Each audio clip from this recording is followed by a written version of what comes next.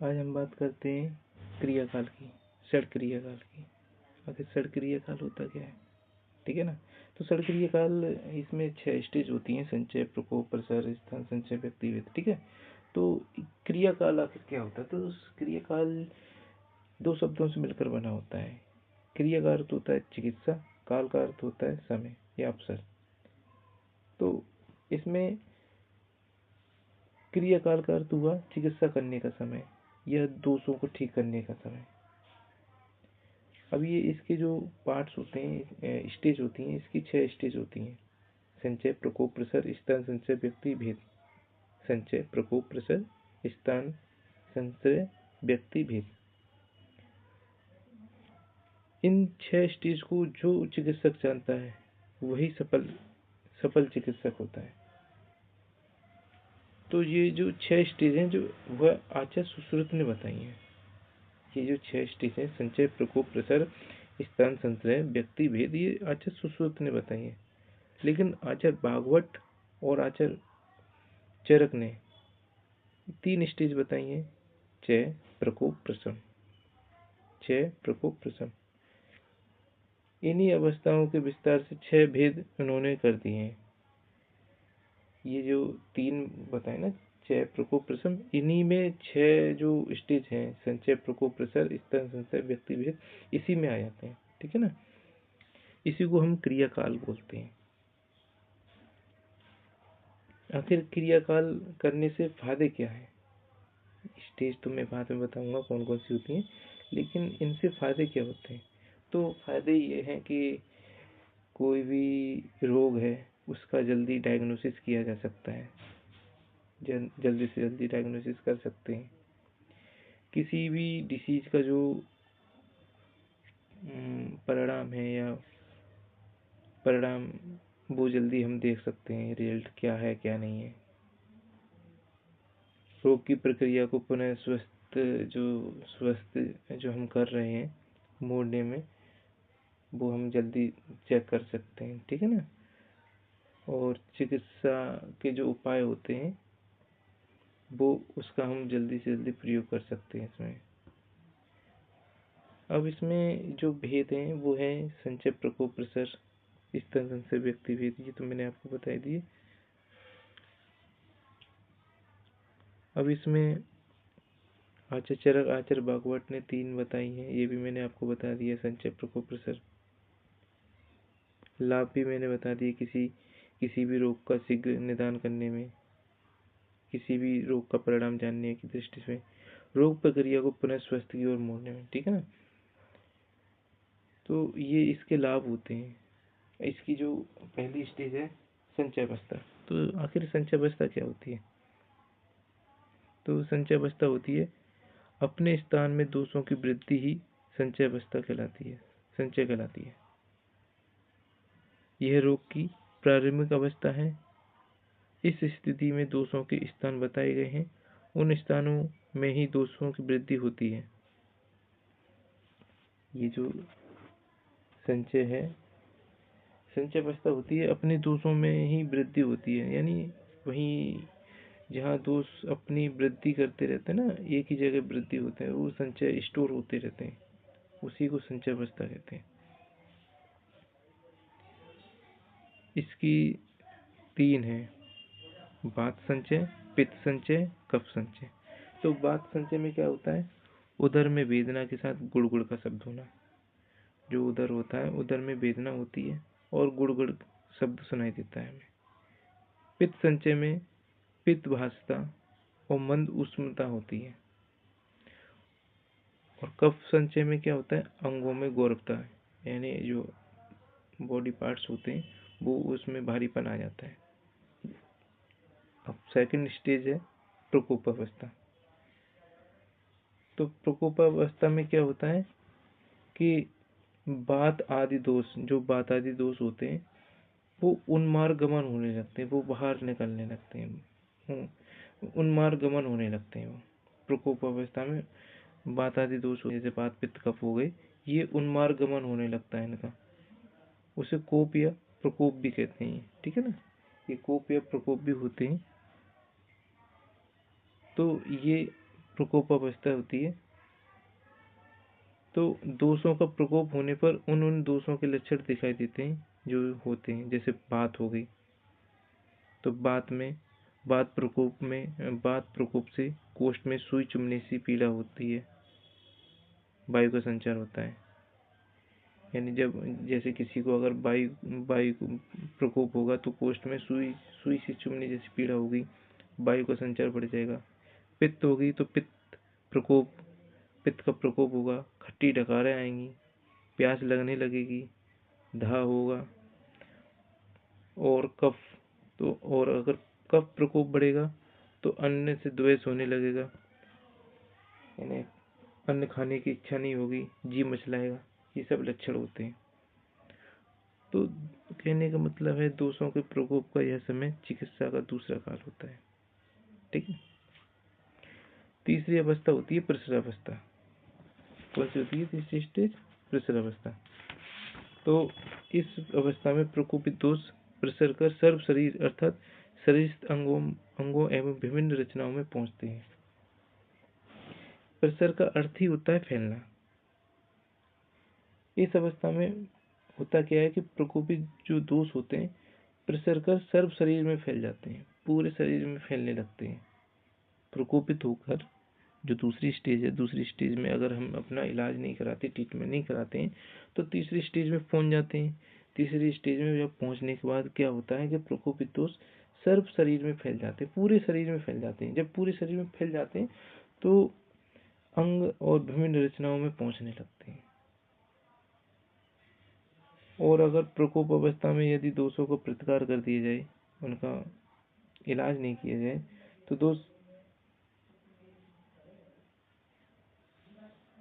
Disease को बढ़ा देते हैं। अब इसमें क्या है, प्रकोप अवस्था में यदि दोषों का प्रतिकार न किया जाए तो प्रसर अवस्था में उस प्रकार पहुंच जाते हैं जैसे फर्मेंटेशन होता है, वह अपने आकार में बढ़कर अपने पात्र से बाहर फैलने लगता है। अत्यंत कुपित दोष 1, 2 ये तीनों मिलकर संपूर्ण शरीर में, आधे शरीर में या एक अवयव में फैलते हैं, तब वह विकार की उत्पत्ति करते हैं। अब इसमें क्या है, प्रसर के भेद होते हैं।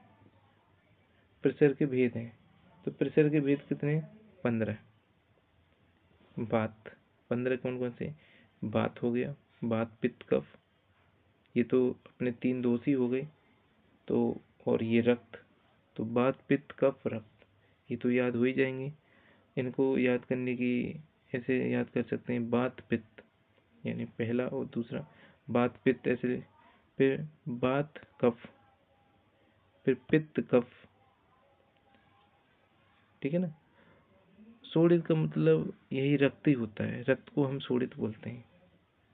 बात शोणित, पित्त शोणित, कफ शोणित, बात पित्त कफ, बात कफ शोणित, पित्त कफ शोणित, बात पित्त कफ, बात पित्त कफ शोणित। कुल मिला के ये हमें सभी लिखने हैं, अच्छे से याद हो जाएंगे। 1-2 बार पढ़ोगे अच्छे से याद हो जाएंगे।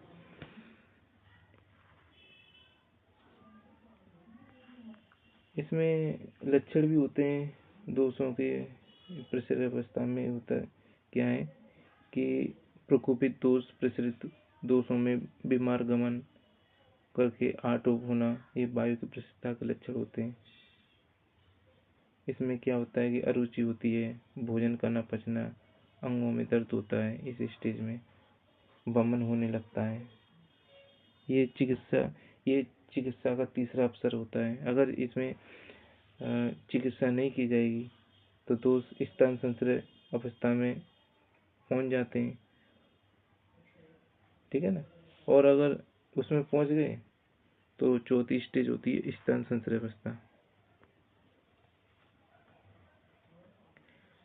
चौथी अवस्था में कहा है, जहाँ दोष व दुष्य का संश्रय हो जाता है, वह स्तन संचय अवस्था कहलाती है। आचार्य चक्रपाणी ने बोला है कि जहाँ दोष एवं दुष्य का संश्रय होता है, ये आचार्य चक्रपाणी ने बोला है, वही स्तन संचय अवस्था कहलाती है। प्रसरित दोष विभिन्न मार्गों में भ्रमण करते हुए स्रोतों में किसी स्थान पर रुक जाते हैं। वह उपस्थित दोष के साथ मिलकर विकार को उत्पन्न करते हैं। दोष और दूषियों का यह मिलना दोष दूषित संरचना कहा जाता है। ये इम्पोर्टेंट है, ये रोग निदान में बहुत ज़्यादा बार पूछा जाता है, दोष दूषित संरचना। तो इसको अच्छे से पढ़ लेना, ठीक है। दोष दूषित संरचना बहुत ज़्यादा पूछा जाता है। इस प्रकार दोष दूषित संरचना अर्थात स्तन संचय शरीर के जिन भागों में होता है उसी के अनुरूप रोग उत्पन्न होते हैं। दोष दूषित संरचना जो शरीर में जिन जिन भागों में होता है उसी के अनुरूप रोग उत्पन्न हो जाता है शरीर में। जैसे कि उदर में हो गया, ठीक है, उदर में गुल्म होगा, उदर रोग हो जाएगा, अग्निमंद हो जाएगी, अतिसार हो जाएगा। बस्ती में जाएगा तो असमरी हो जाएगा, मूत्राघात हो जाएगा रोग। वृषण में जाएगा तो वृद्धि रोग हो जाएगा। मृड में आ जाएगा तो निरुद्ध प्रकाश से हो जाएगा। गुदा में जाएगा तो बखंदर अर्श हो जाएगा। तो ऐसे करके ये कुछ बॉडी पार्ट्स हैं जिसमें पहुंचकर ये बढ़ा देता है। जैसे कि जत्रु में जाएगा तो जत्रु होता है उर्दू, जो हमारे गर्दन से ऊपर का होता है, तो उर्द जत्रुगत रोग होते हैं। जैसे नासा हो गया, नेत्र होगा, कर्ण हो गया, मुख रोग हो गए, ठीक है। अगर जैसे त्वचा मांस रक्त में अगर जाएगा तो त्वचा मांस रक्त में जाएगा तो क्षुद्र रोग हो जाएगा, कुष्ठ हो जाएगा, विसर्प रोग हो जाएगा। ऐसे करके ये रोग हो जाते हैं। अगर मेद में चला जाएगा तो मेद में जाएगा तो ग्रंथि हो जाएगी, गंडमाला हो जाएगा, अर्बुद हो जाएगा, गलगंड हो जाएगा, ये सब हो जाएंगे रोग। अस्थि में पहुंच गया तो विद्रदी कर देगा। अगर सर्वांग में चला गया, सब शरीर में चला गया तो मेह रोग, पांडु रोग, शोष आदि ऐसे बहुत सारे रोग उत्पन्न कर देता है। अगर इस अवस्था पर अगर चिकित्सा नहीं की गई तो व्यक्तावस्था अगली स्टेज आती है, व्यक्तावस्था, उसमें पहुंच जाता है। तो व्यक्तावस्था जो होती है वो होती है व्याधि का प्रव्यक्त रूप ही व्यक्तावस्था होती है। व्याधि का प्रव्यक्त रूप ही व्यक्तावस्था होती है।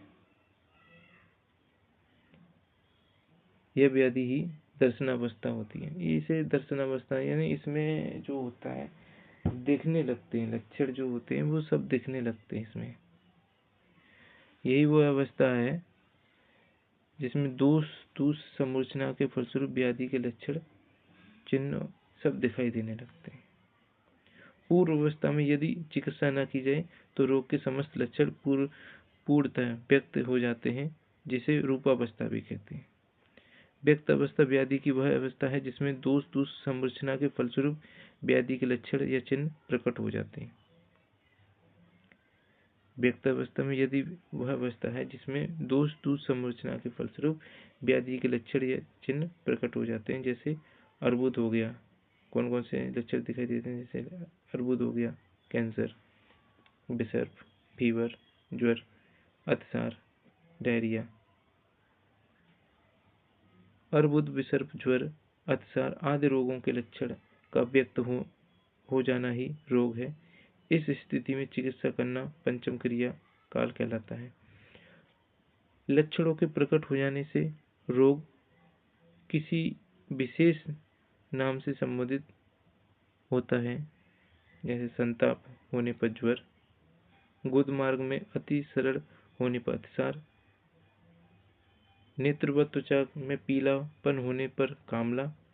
व्यक्त अवस्था में समृद्ध लक्षण प्रकट हो जाते हैं, जिसके आधार पर व्याधि को निश्चित रूप से जानना चाहिए। तो ये जो पांचवी स्टेज होती है ये व्याधि दर्शनावस्था होती है। तो अगर इसमें भी अगर ट्रीटमेंट नहीं होता है, चिकित्सा नहीं की जाती है, तो अगली स्टेज होती है भेदावस्था। तो भेदावस्था में जो रोग होता है वो पहुंच जाता है। तो भेदावस्था में आचार्य सुश्रुत ने कहा है कि रोग उत्पत्ति की वह अवस्था है जिसमें अनुतीव्र, जीर्ण एवं असाध्य हो जाती है। इस प्रकार शोष, विद्रति आदि फटकर दृढ़ रूप को प्राप्त हो जाते हैं, तब इस अवस्था को भेदावस्था कहते हैं।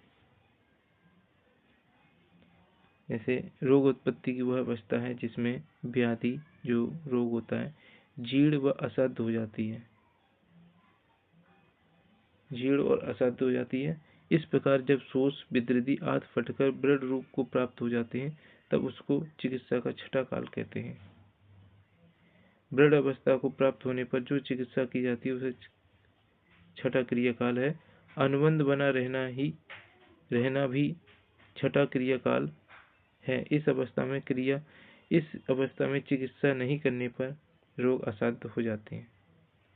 अब यहाँ पर ये जो जितने 6 पार्ट्स हैं वो स्टेज हैं वो कंप्लीट हो गए। ठीक है, अब ये 6 अवस्था में अगर ट्रीटमेंट नहीं होता है तो लास्ट में जो डिसीज होती है वो असाध्य हो जाती है।